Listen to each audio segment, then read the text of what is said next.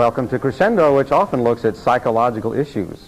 Most of us gravitate to situations offering ease, comfort, and security. It's natural. We're pleasure-seeking beings. My guest today on Crescendo, quite to the contrary, gravitates to situations offering violence, danger, and trauma. No, he's not a Green Beret or a Navy SEAL. In fact, he's a clinical social worker specializing in trauma recovery. David Berceli is CEO of Trauma Recovery Assessment and Prevention Services, or TRAPS. For the past 22 years, he has lived and worked in 7 countries providing relief for victims of trauma of all kinds.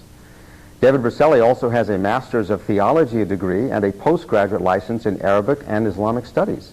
He has worked in Sudan, Israel, Northern Ireland, Ethiopia, Yemen, Egypt, and New Zealand, and offers an innovative and unique process to address and resolve both the physical and psychological effects of trauma. David Berceli, welcome to Crescendo. Thanks a lot, Josh. It's good to be here. It's certainly a safer place, I think, than the places you normally go to.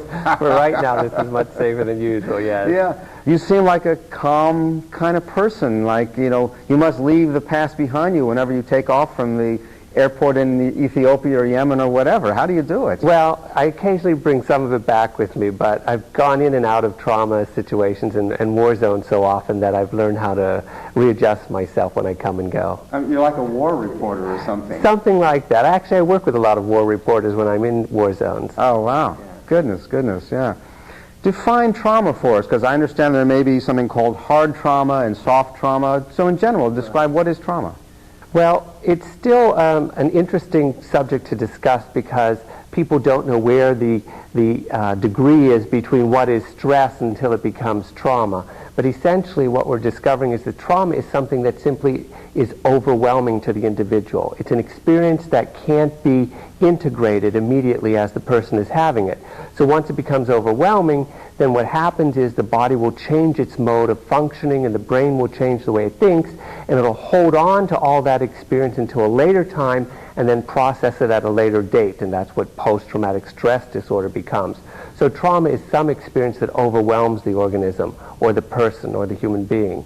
The difference between hard trauma and soft trauma is that if you were in a bombing, as an example, that's obviously a hard trauma. If you're in a car accident, that's a hard trauma. A soft trauma would be something like if someone significant to you calls you up and says, "I'm leaving you after 30 years of marriage," okay, that sort of thing. There's nothing that physically happened to you, but that is still a traumatizing experience, and trying to integrate that becomes very difficult. Although after 30 years, someone might say, hey, you know, go in peace, right? Right. There seems to me some kind of sort of blame the victim kind of thing that, hey, get over it. You know, it happened 2 years ago, whatever the trauma may be. You say that psychological recovery is more biological than mental. It's not just a question of putting it behind you. Can you explain that a little bit? Yeah. Essentially what we're discovering through a number of new fields of science that are sort of cross-fertilizing each other, such as neurobiology and psychophysiology and physiological psychology.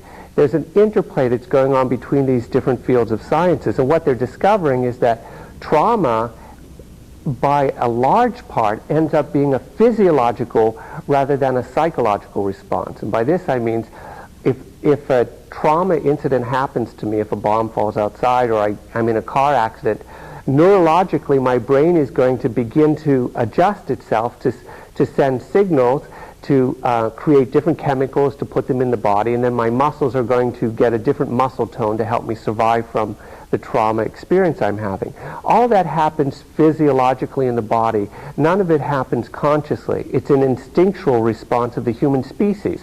It's part of the mechanisms that helps us survive trauma in our lives. So all of this happens, and then the ego, if you will, adjusts itself according to what the body has just done to itself. So the ego basically follows the instinct of the body in trauma. And in the past, what we have done is we've tried to use the ego as a way of healing trauma, and we're discovering that the interplay between the psyche of the person and the physiology of the person is so interrelated that you can't separate them anymore. So what's happening in the field of trauma recovery is you've got this great connection of people recognizing you can't just do psychology and you can't just do physical work to heal from trauma. They have to somehow be integrated in the recovery program. You can't just sleep it off or drink it off or whatever. Well, unfortunately, that's what a lot of people try to do, is drink it off. And what that basically does is deaden the body from the intense feelings or the shock or the overwhelming experience, because we don't like to relive it. So anytime it starts to resurface, we'll have a drink or use some sort of medicating behavior to actually deaden the feeling again. And you write that a human being's physical response to trauma is identical the world over. Now, is that a fact? Is that just your observation? Well, it actually came from an observation that I made, but after studying the observation, it is in fact factual. In this sense, the human being is an animal species. And very much like if you took any species on the planet, if I took a worm and I poked a worm in China, that worm would curl up when I poke it. And if I go to Kenya and I poke a worm, it'll curl up in exactly the same way. Even though there's no relationship between those two, they are a species, a living species on the planet. Well, the human being is a living species on the planet.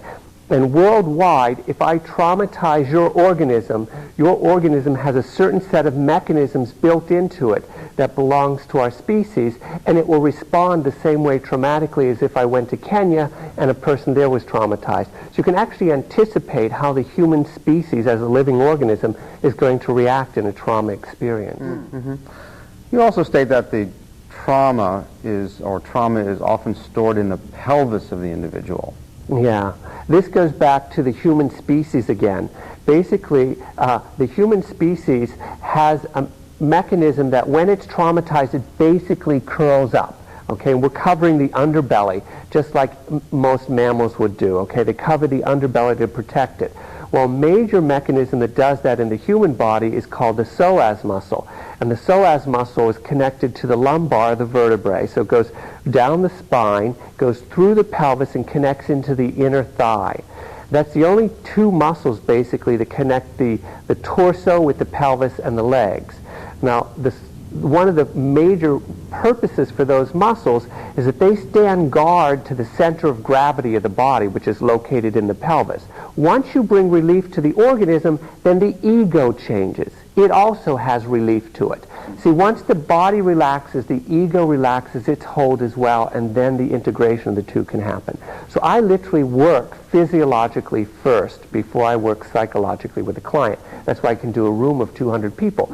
I lead them through specific exercises designed to deliberately evoke the shaking mechanism in the body that comes from the pelvic area, the center of gravity, and it moves outward. Since this is the place where the trauma initially contracted, I want to go to that place to begin to release the contraction, and then it'll work its way through the entire body. You're a clinical social worker with a master's degree in theology and a postgraduate license in Arabic and Islamic studies. You're the CEO of TRAPS, which is Trauma Recovery Assessment and Prevention Services. Again, as I mentioned, thank you for coming to our relatively safe haven, despite its traffic of Santa Cruz, and thank you for taking the time to appear today on Crescendo. Thank you very much for the invitation. I enjoyed it immensely. Good, good. And to you, our viewers, thank you for being with us. I'm Josh Wagner, and I will see you next time.